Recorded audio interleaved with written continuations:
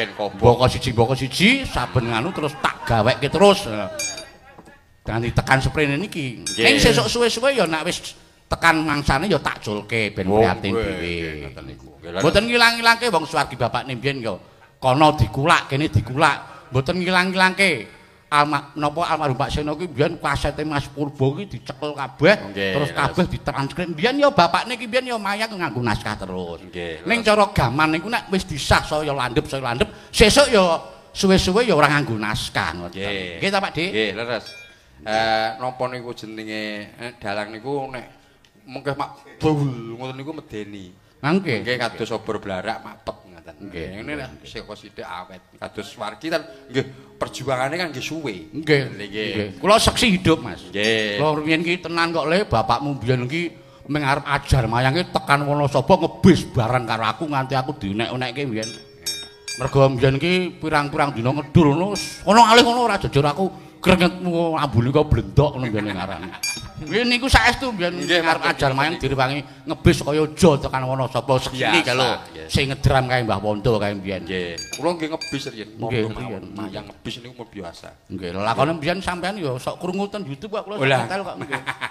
Nggih, kabeh niku perjuangane dangu Mas Gentar Mas Adik. Ati ampun kesusu dalang niku sebabe napa nggih?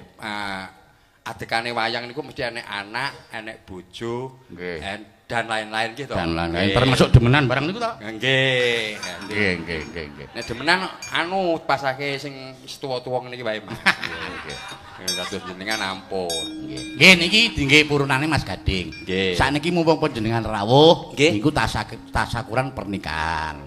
Oh nggih. Nderek mangayu bagya raketan mung sak cengklingan ya panjenengan maringi tembang. Oh nggih, matur nuwun nggih. Nggih. Nikane ya kondange Mas Tengkleng iki kejaba dalang ya pangripta gending ya pangripta tembang. Sing kondang lagune iki apa le? Imbang ana katresnanku ki lagune panjenengane Mas Tengkleng Susilo. Nek dalang Jawa Timur ya ana dalang kondang sing nyipta lagu Mas Sun Gondrong kae memanikmu kae ya Mas Sun Gondrong. Aku ki ya ngono aku. Ngopo? Ora ngopo-ngopo. Kowe ya nganu ya ngripta lagu ora ngopo ngramal. Ayo Mas nyuwun dipun berkahi langgam imbang ana katresnan kuning kula nyuwun dipun bawanana ngangge kinanti nek mboten klentu. Nggih leres kinanti. Kula cengkok jane maca patek mboten ngoten. Nggih. Gandeng kula cengkok menika kula judul kinanti kasmaran. Nggih sami kalih gawean kula sing nika lho Asmara Ndana Lali Janju niku sapa-sapa nggih ngangge kula nggih gawe cengkok dhewe napa masae. Nggih. Cobi Mas, tak nyuwun berkahe. Saben dina mung ngalamun.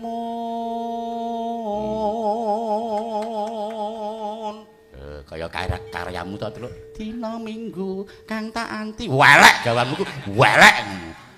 Elek kok wis dienggo sinden-sinden padake. Hangan mring ngong manis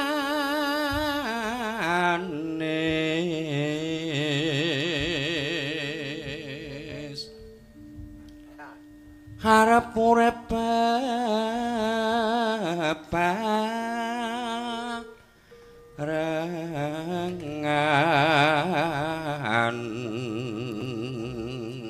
Kok kowe ngerti nek kinanti ya nek kinanti ki rak ya mesti 8U 8I 8A 8I ketok kok. Nggih. Pancen dalang niku kudu ngerti maca 411 Mas. Nggih. Napa mawon niku? Lah nggih 11 niku sampeyan dhewe ya ngerti. Nggih. Kula ngerti ning sampeyan ben ngendika kok ya. Bunga susatila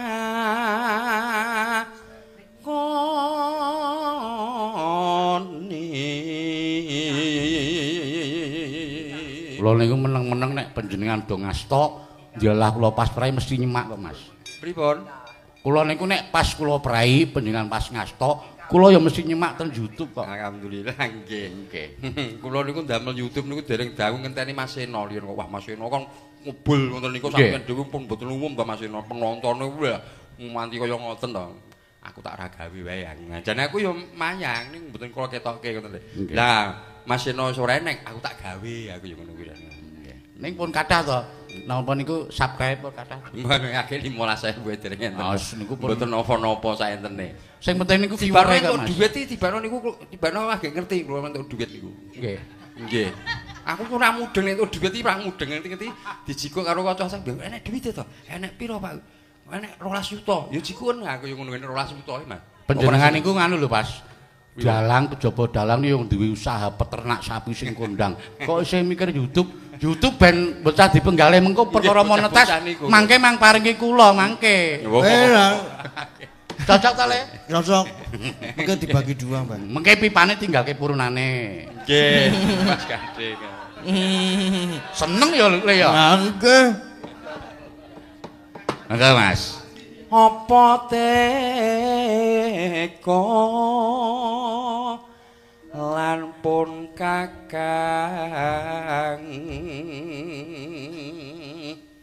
hatiku ra bisa lali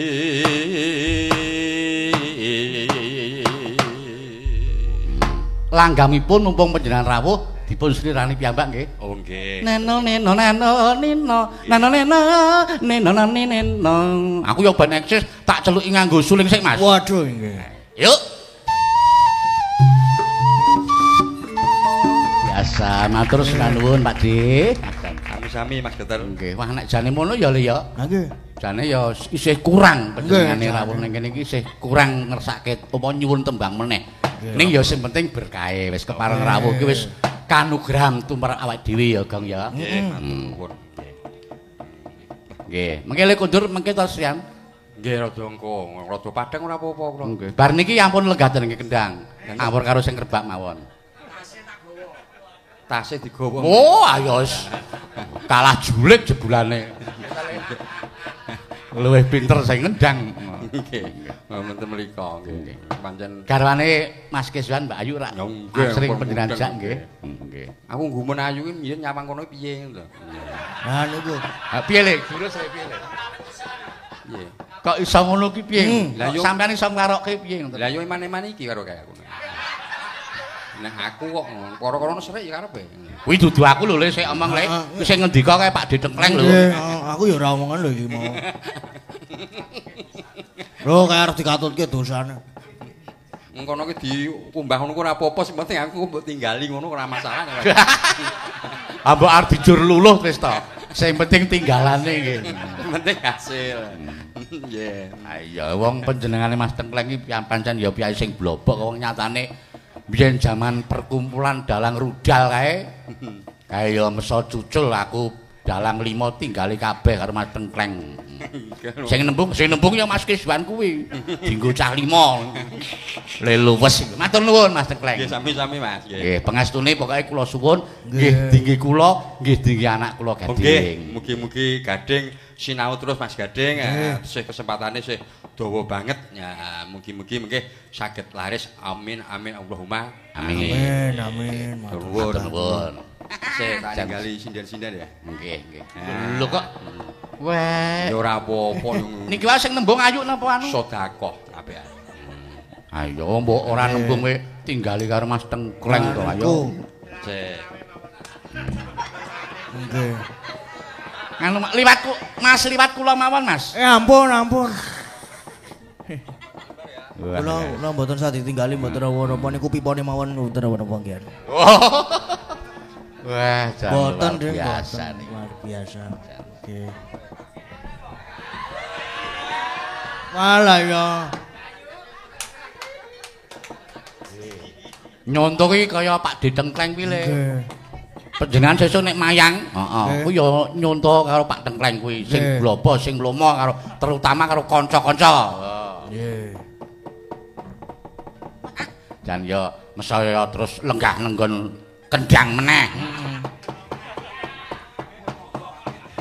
Ayo Le, iki awak dhewe ya caos panglipur. Caos panglipur. Matur nuwun karo Pak Dengkleng. Nggih. caos panglipur dienggo temanten kekalih karo panjenengane Pak Sartono dalah Pak Supriyanta muga-muga nggone kagungan hajat tansah pinaringan rahayu wilujeng amin temanten kekalih nggone wis kelakon daup silaning ngakrami muga tansah binerkan Gusti ora let suwe banjur diparingi kanugrahan wujude golek kencana utawa momongan langgeng nggone bebrayan ya mula iki awak dhewe le ngaturake tembang ya sing ana gandeng cenenge karo wong bab omah-omah karo wong bab bangun katresnan. Gandeng iki mau iki sing kulino ndereke Mas Tengkleng iki panjenengane Mbak Ayu. Ayo le Bagong awak dhewe njaluk karo Mbak Ayu supaya ngaturake lelagon Setya Bekti. Setya Tuhu, Setya Bekti. Ayo Mbak Ayu dipun paringana bawa langgam Setya Tuhu.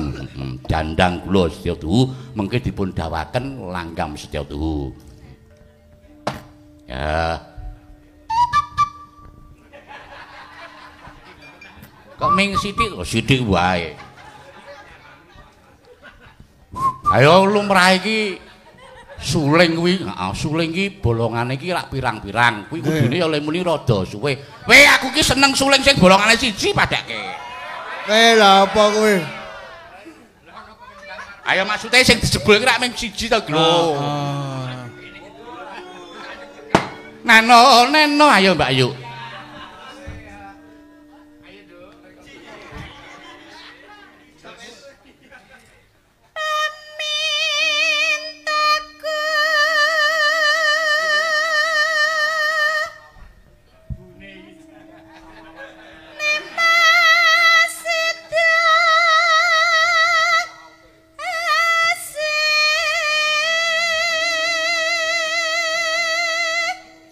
Dan sing ngendang gleleng biasane ngrebab ki semene gandeng ngendang semene tambahe semene meneh isih oleh saka Mas Tengkleng Janus bocah kok apa-apa kok Janus obah mamah menggok ngemplok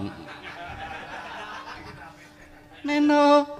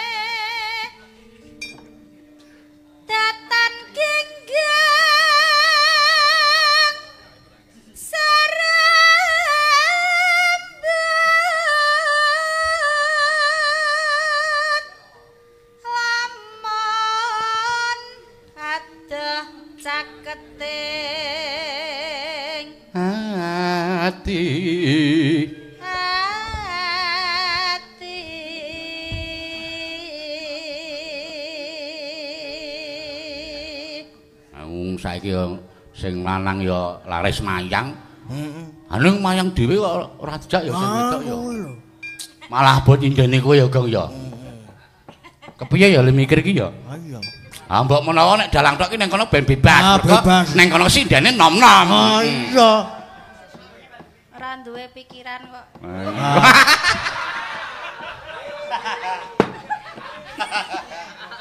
Ayo wong. Lah nek duwe iki nek ya kudune bojone dijak to. Ya bener ki.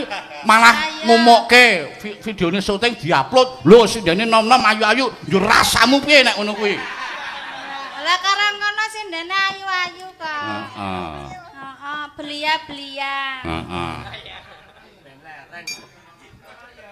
Mongko nang kono rong dina rong bengi, sindene do ora mulih, do nginep ning nggon transit kono. Mesti ana wektu sedelo mesti nyengkake jagongan karo sinden-sinden nom ora piye kuwi. Heeh, kaya dalang iki. Kaya dalang iki piye maksude? Aku ya gawe jagongan dhewe kok ya. Sing ya mestine ra ya ana sing dicontoh ngono lho. Anjut aku nyontoh sapa? Lambuh. Ngono wis naluri kok wisan.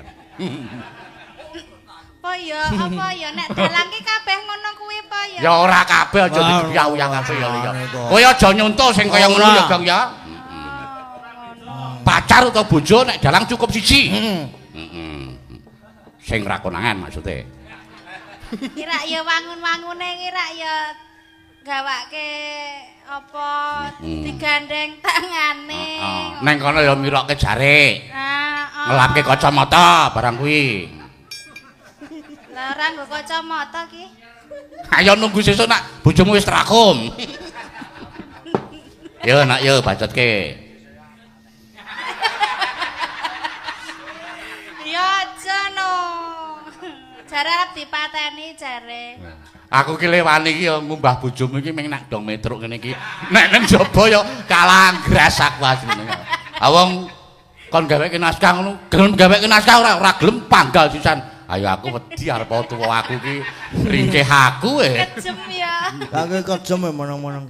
Ngendi ana wong sing jenengane fotokopi naskah kok pirang-pirang lakon ming gaweke LA tulung buku cilik-cilik ya lho. Iya. Aning karang aku ya kalah anggras. Yen cedhak tansah mulat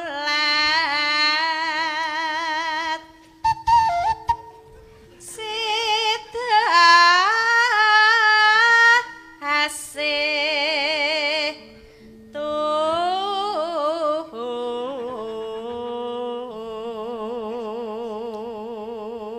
Bojomu ki nganu kok yo. Pripun? Kuwi Mas Gading yo nyuling nganggo singshot ngono. Aku iso apa singshot? Dengkulmu wong untuk kowe pasangan kok singshot kowe. Tak pikir-pikir Bagong yo gawe jegongan nggo aku kok yo anu. Lah yo sithik mbok sithik gawe jegongan. Pripun bojo kula pripun? Bojomu ki saiki nek metro utawa mayang ki seneng nek mayang dalang tok karo komplit ki. Mergane ngopo ya? Ayo kuwi mau ning kono ketemu sinden ayu-ayu. Mulai sesuk meneh nek mayang dalang tutke pokoke. Mboten oleh. Jare nek melu arep dindeke dalan ngono ki. Oh, ketegelen nek ngono. Lah ya wedi ta kula. Melu apa didol ngono jare. Oh. Lah ya wedi ta. Kaya ngono kuwi to. Ketegelen yo le. Ketegelen nek kuwi. Encen tegele nemen kok niku ki. Tegel tenan nek kuwi. Wong karo kancane dhewe tegel aja meneh karo bojone. Karo aku tegel banget kok. Nek ro kowe piye le contone? Wah tegel banget. Piye ditegeli piye sampean? Macem-macem nganti lali aku saking ngukeh iki. Saking ngukeh. Pindho mimilan mintuna. Contone iki kae DP dadi wayang kae aku tegel banget karo aku kuwi. DP. Heeh. Lah entuk apa piye sampean ki? Hah? Adi DP ngono apa piye? Ya maksude biyen kan Mas Gading tau dibasi karo Kendang. Nggih. DP-ne dipek. Dipek nggo tuku mayang jane karo cakil. Bisnis kok karo kae. Heeh, aku ya kesalahan aku ki ya kok jane.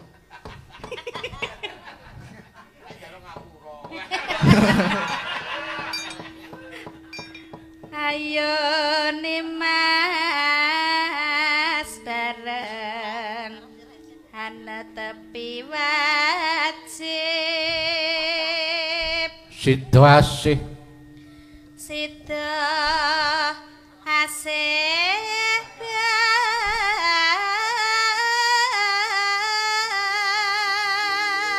enggak enak anu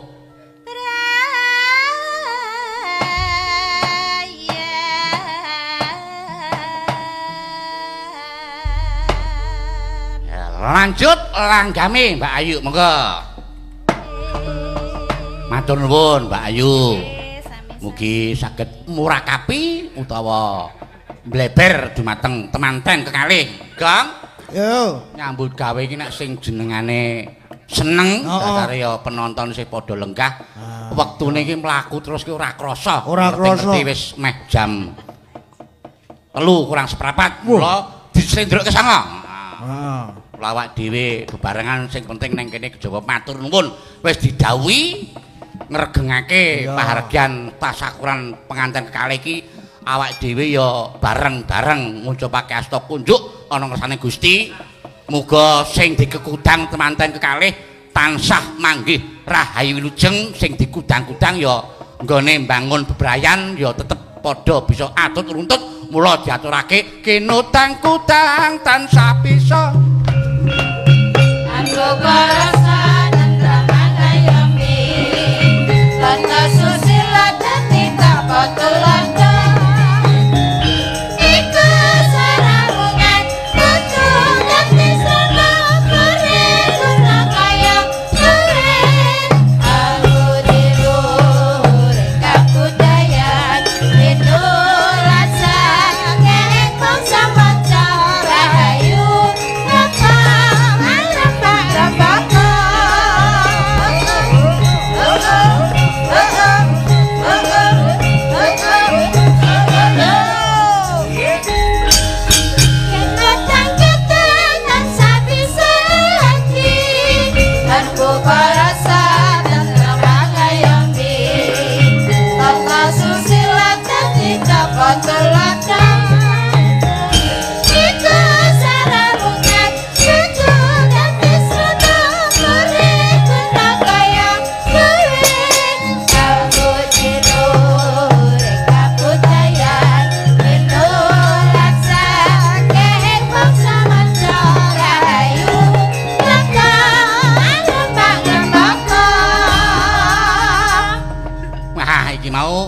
ngudang temanten kekalih coba ngudang ning awak dhewe sak kanca warga laras uga nderek memuji muga-muga temanten kalih tansah bisa langgeng puji mugi langgeng pujiku tansah lestari rawesana jane kabudayan nyerane awet iku dadi dalan saraungan anjana terasane kaya sandingan lo wajati kota saralesa kambang biru mung pager dalane ngati sekali sarwas patut kalamun patujo pujiku tansah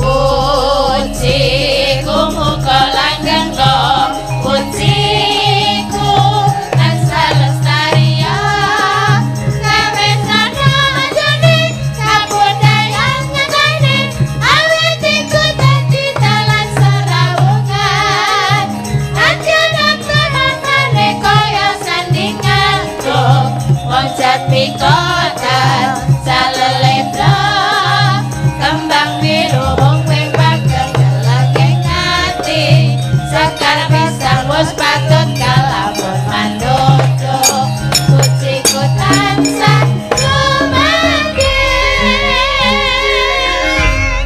wah ayo apik ya Gong ya gareng nek wis muni gelem lelagon Dan jos tenan. apa menghubung-hubungkan Mau hubung-hubungkan umpamane kaya iki mau lagu kudangan gareng ya muni ngudang manten terus lagu pujiku ya gareng nderek memuji kanggo temanten kalih aku ya moh kalah Gong mau kalah. iki arep kanca-kanca iki nang kene iki wis disuguh sing banyu mili ngene iki ning kanca-kanca pengrawe iki tekan ngomah sadurunge padha mapan sare mesti padha mampir ning warung pojok mulane mengko ndak dumbyuk kaya sing wingi kae warung pojok dibaleni meneh ning suwuke mengko utawa kodane langsung bablaske ning sampah ning nong nong ning ning ning nong ning nong ning nong nang ning nong nang ning nong ning nong ning nong ning nong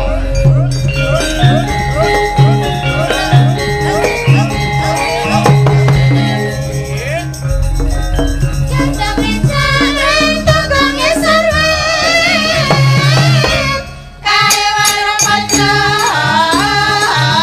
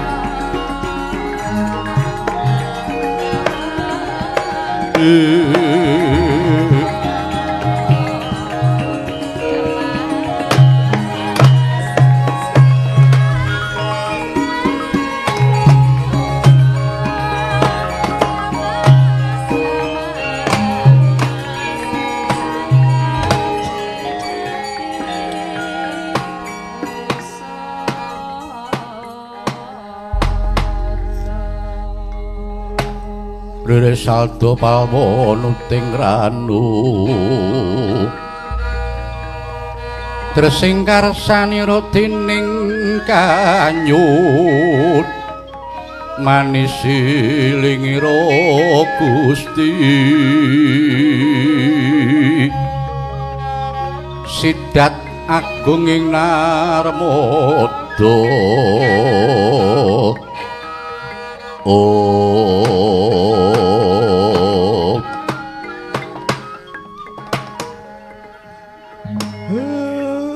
Blagagag ugag sak dolita mel. Pripun Gus? Ndara Wermadi napa sing dadi dawuhe Kang Ibu?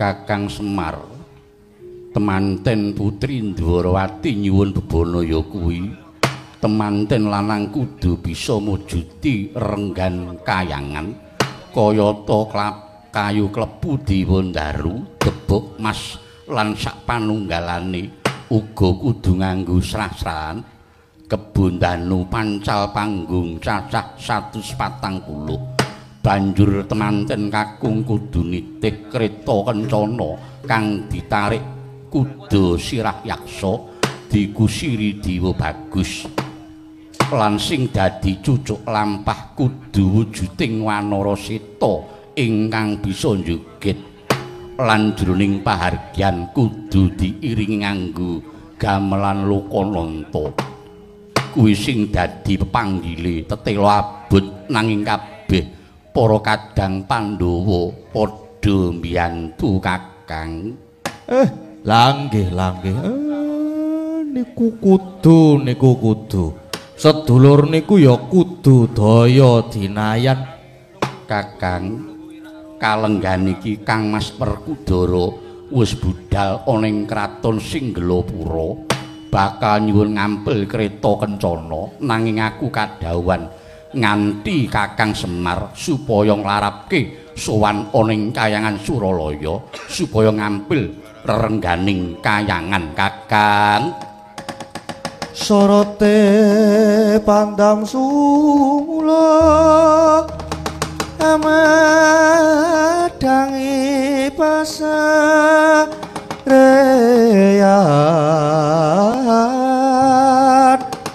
ngenangi wadana remu-remu kalingan hang-hangang sang tiamanang kong sumungkem guling sang kakung rerepa baboe maneman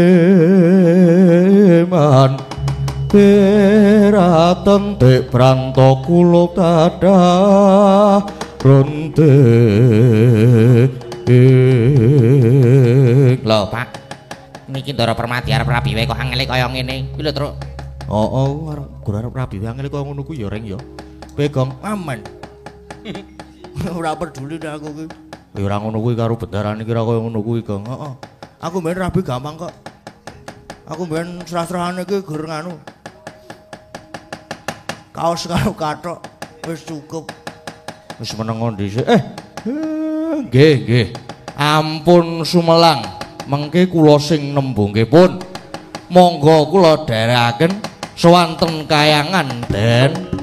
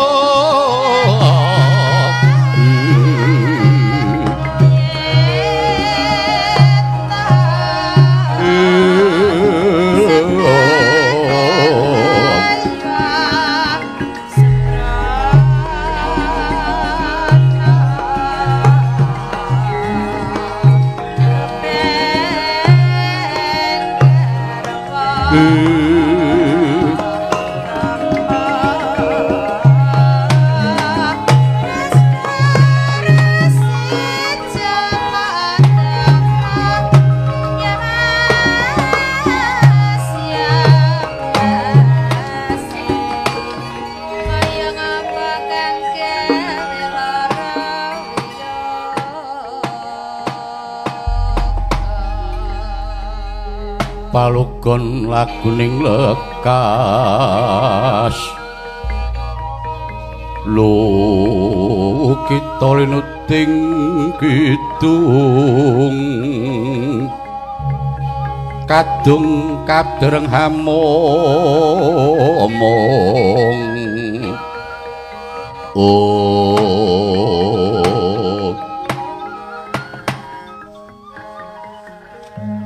Duh Hyang Rama Dewaku ingkang rawuh wonten pertapan kula mriki Anggir Gatotkaca sami manggih karaharjan nggir inggih mundi pangestunipun Siwa Mayang Kurmanggih Widodo syukur nggir lajeng wonten wigatos menapa nggir kula ngaturi prisa bilih Paman Permadi kalenggan menika badhe dhaup kalian Bibi Bratajaya nanging jebul awrat ingkang dados bebananipun ing antawisipun ingkang kangge serah-serahan wujudipun kebon danu pancal panggung cacah 140 pramila mundi dawuhipun Kanjeng Hyang Dewi Kunthi kula sowan mriki supados Wanoman kersa nedahaken wonten pundi kebon danu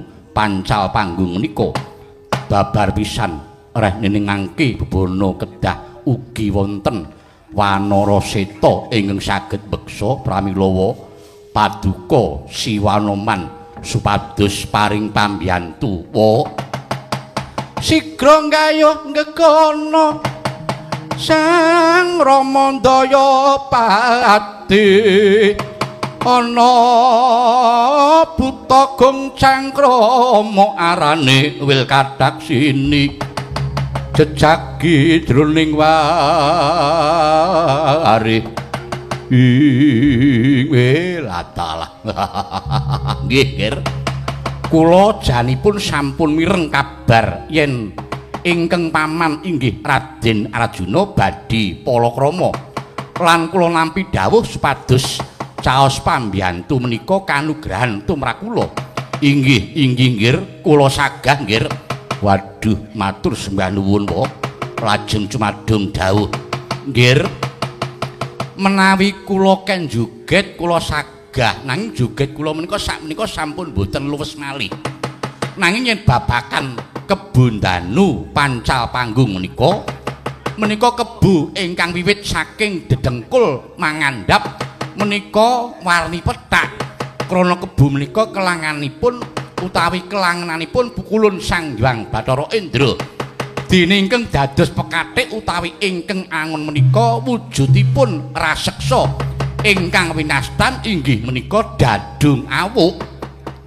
Awukipun sinten wa? Lho menika nami kok nggih menika nami Dadung Awuk. Ih, lajeng menika mapanipun wonten pundi? Mapan wonten wana Ganda Lumayit sampun monggo. Kula dherekaken budidaya ngampil kebon danu pancal panggung. Ih, monggo kula dherekaken wemayang para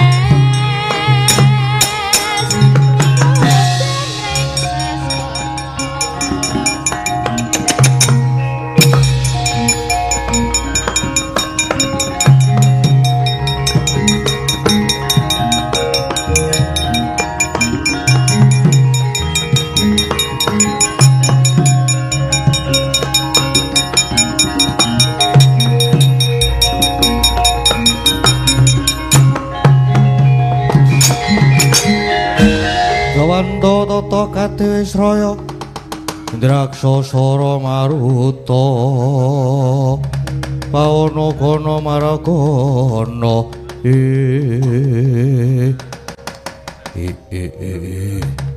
ana satriya dadane mencorong murug sapa kowe takon karo aku Raden Gatotkaca yo banjur iki ana buta sajae lagi angon kebu sapa kowe ngerti yo aku iki Dedya Dadung Awuk aduh iki sing tak goleki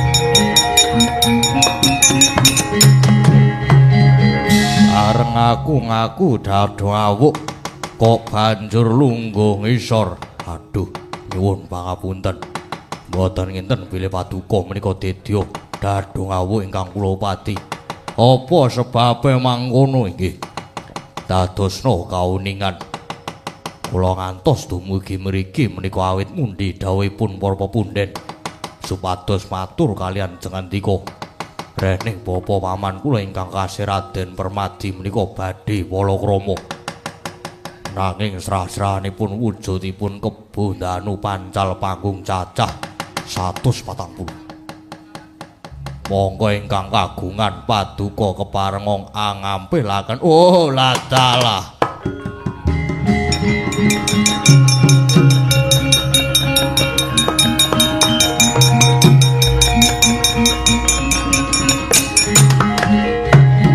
oh ladal kok tinemune mung arep nyilih kebo sing tangon Kebu kok nganti kaya rintalan iki. Oh, amung arep disilih Raden. Ngerti ya iki dudu kebu sembarangan. Merga iki kebu klebu pusaka kadewatan. Ingkang kagungan pukulung Sang Hyang Indra lan iki kebu bisa ngambah gegana. Isa mabur ora kena disilih wah. Yen ngono tak jabel basaku. Mungkari oleh apa ora? Wah ladalah, yen ora oleh kepiye? Yen ora oleh bakal tak ruda paripeksa. Wah ayo tak lateni cah bagus.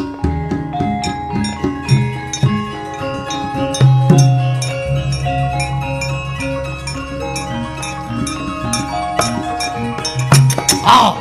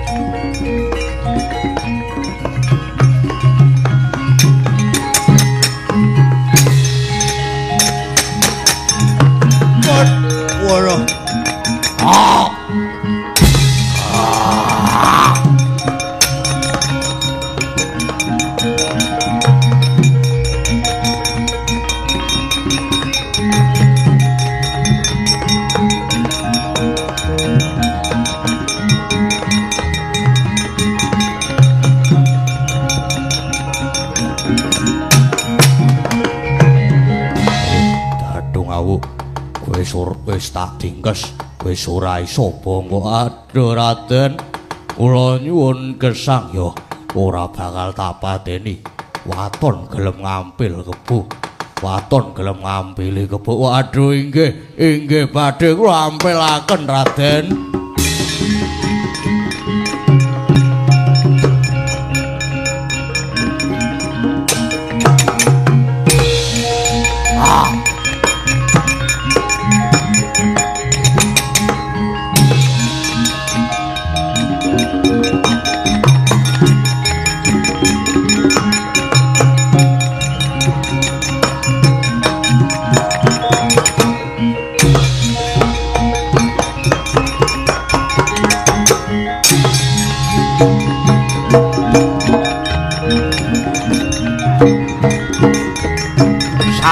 Patang puluh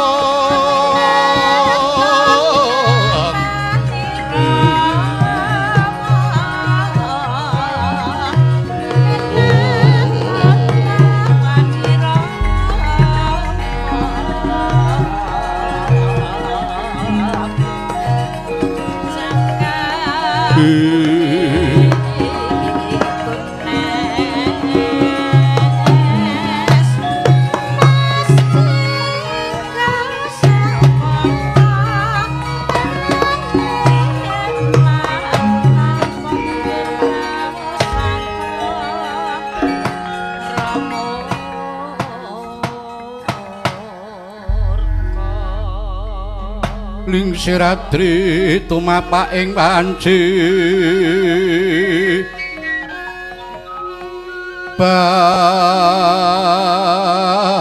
bang wetan sumaput ngakoso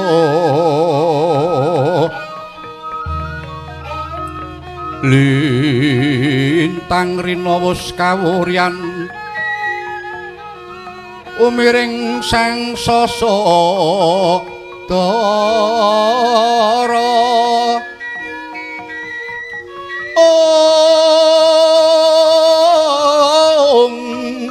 sumilak praping ngakoso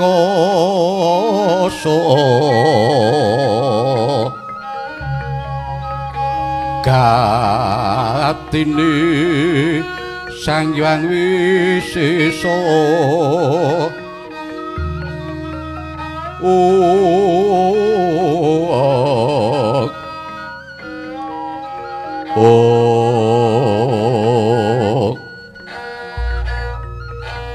weh tentreming triloka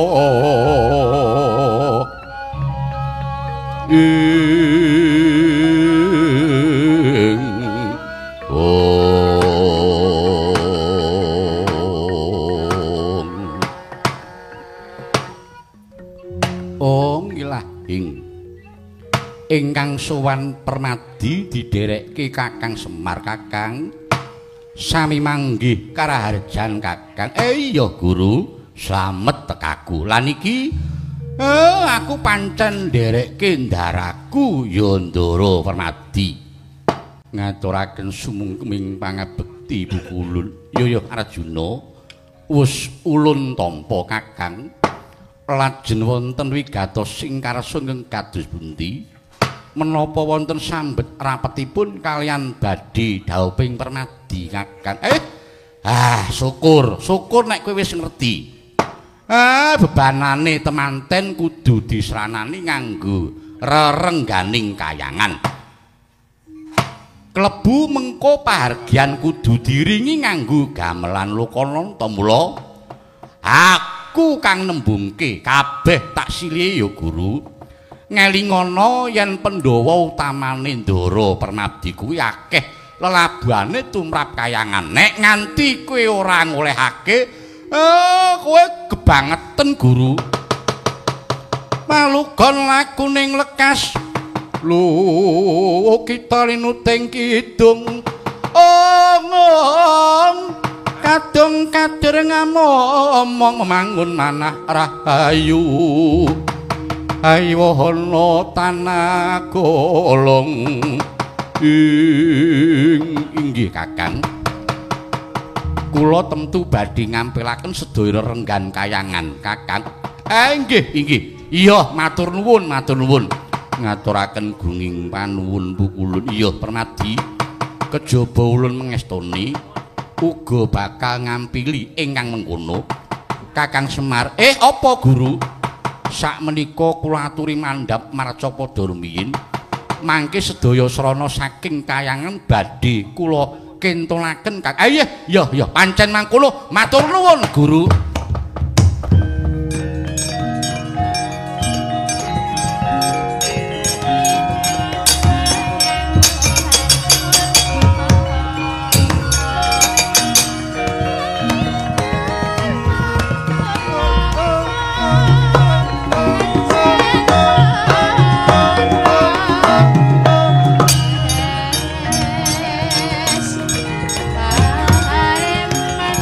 Anjing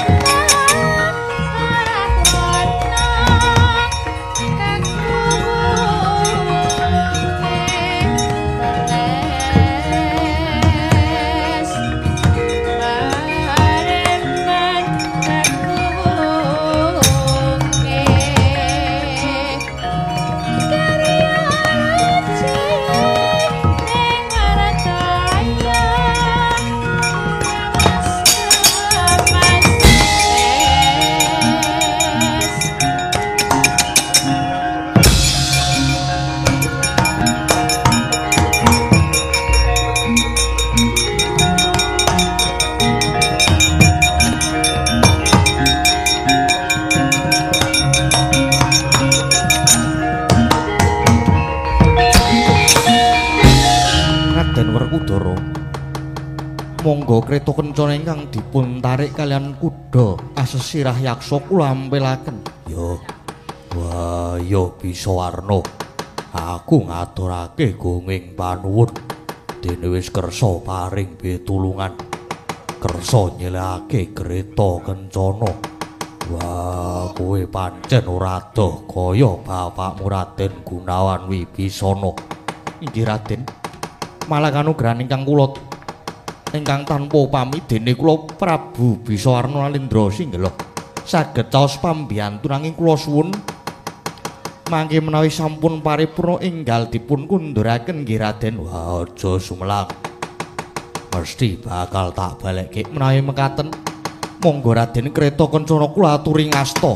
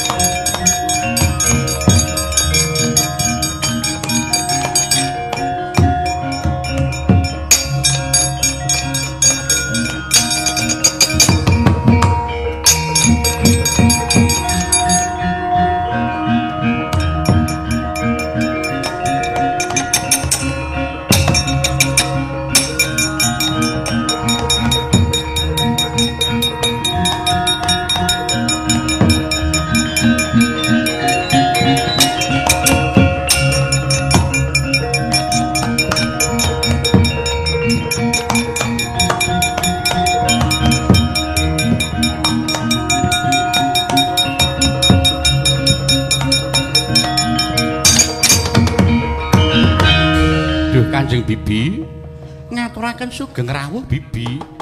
Iya anak Prabu Kresna. Lan tak ature mresani kabeh bebanane temanten wis tak aturke.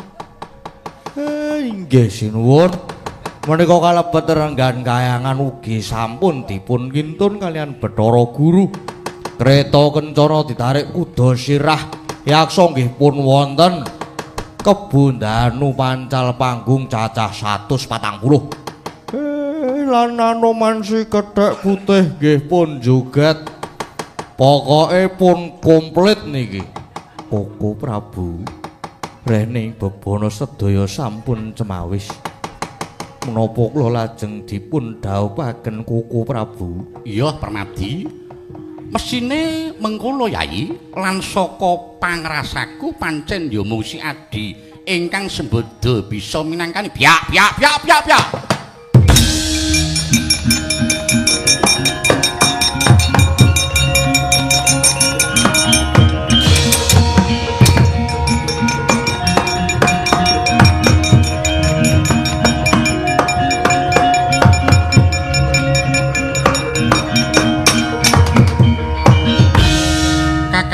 Lah kok dadi mlayu-mlayu napa Kakang? Inggih Sinun. Nyuwun pangapunten. Bilih salebetipun sami remen. Margi bebana saking Raden Permadi sampun pepak. Nanging malah sami lena bilih menika kecalan sinuwun. Kelangan piye Kakang Udawa? Inggih. Jebul ingkang Rai Dewi Bratajaya dipun dusta Burisrawa.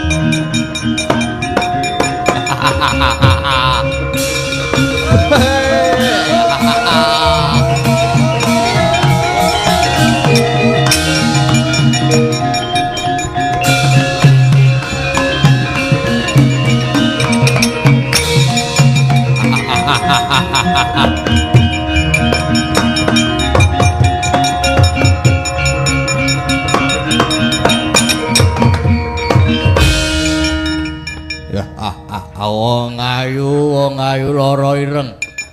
Iki permatine ganti cepake. Calon karo aku wong ayu ya njaluk wangapura yen kowe kepeksa tak colong. Tak bondo ayo kowe saiki mung kari guneman ngomong wae yen aku tresna marang kowe Burisrawa. Ngono kuwi ayo. Kakang Burisrawa aku tresna karo kowe ngono gek wis yuk. Selatu ya waktu Burisrawa. Apa piye bojoku. Nesta temen patrapmu tresna kuwi suci. Engko dikumbamen suci. Ditusi meneh men bali suci meneh. Tresna kuwi ora kena dipeksa. Ora masalah peksa sithik kok. Tresna kudu keplok tangan loro. Engko tak keploke dhewe pluk-pluk lah tangan loro. Aku ora iso yen tok peksa nyatane aku babar pisan ora duwe rasa tenan. Wah, kowe aja ngeyel lho. Aja ngeyel ayo mung kare kowe gelem ngladeni aku apa ora. Yen ora gelem apa kelakon tak ruda paripasa tak perkosat menungso kepan.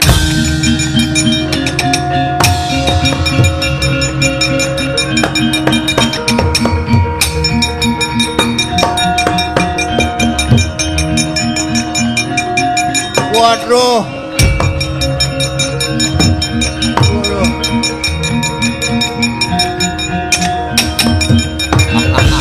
Awas umuk Permati. Dupeke wis kelakon mujuti bebono ning nek Burisrawa isih meger-meger. Kowe ora bakal kelakon dhaup karo Bratajaya Burisrawa. Kowe wong lanang ning nista bebudenmu gayuh wanita kok dadak tok rewangi culika. Ya ben nek ora ngene iki ora kelakon lehku dhaup. Pokoke kowe kelakon dhaup ning nek Burisrawa wis mati, kelakon mati tenan.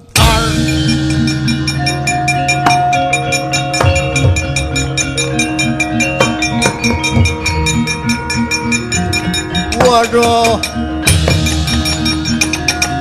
Waduh, mati aku. Waduh. Waduh. Waduh.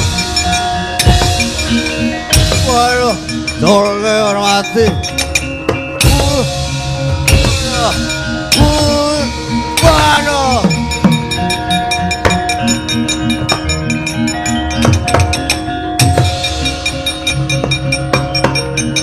Waduh, Kang Prabu.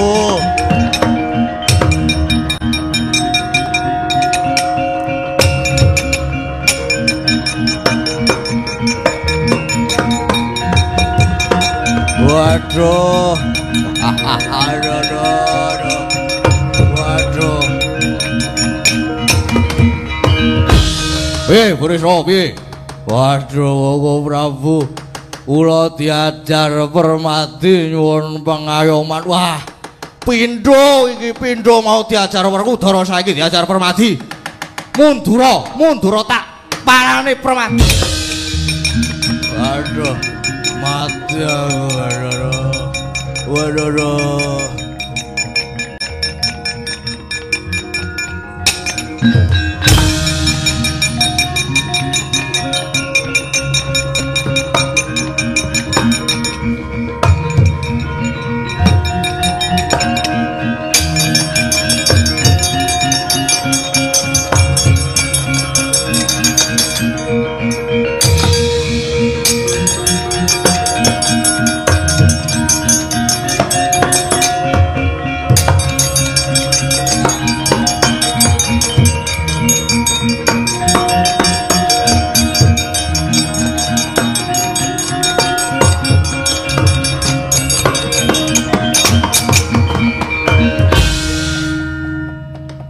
Yai Kresna, nyaketipun Kakang. Inggih.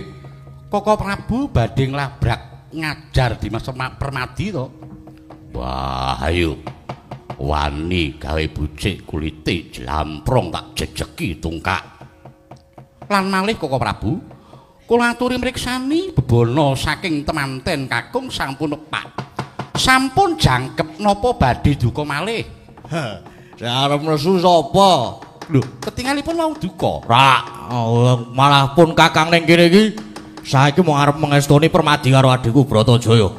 Menapa menika saestu Koko Prabu? Menapa badhe paring pangestu Koko Prabu? Ya, Dewasmur Radya. Saiki aku mangestoni. Lah nyektinipun kakang iki ya mung nyoba wae marang sepira gedene tresnamu marang adikku Lara Ireng. Nyatane kuwi sing iso minangkani bebanane. Burisra pancen mung ling-leleng tok wis ayo. Mahargya dhauping penganten Baladwa uga melu mangku.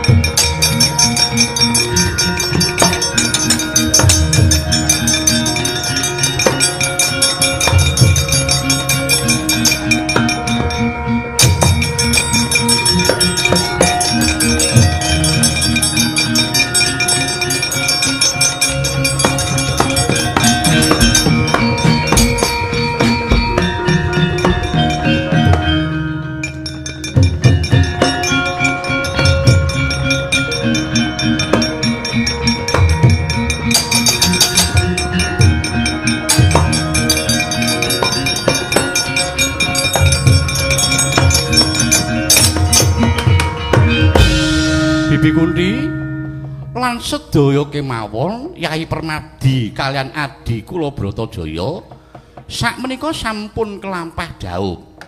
Iya anak Prabu. Kakang Semar arep matur apa? Nderek mangayu bagya dhaupe Ndara Permadi lan Ndara Ayu Bratajaya. Pramila monggo sesarengan nyuwun wonten ngarsaning Wang Agung mugi dhaupe penganten sageta ambabar kanugrahan kabagyan lan kaendahan. Rahayu, rahayu, rahayu.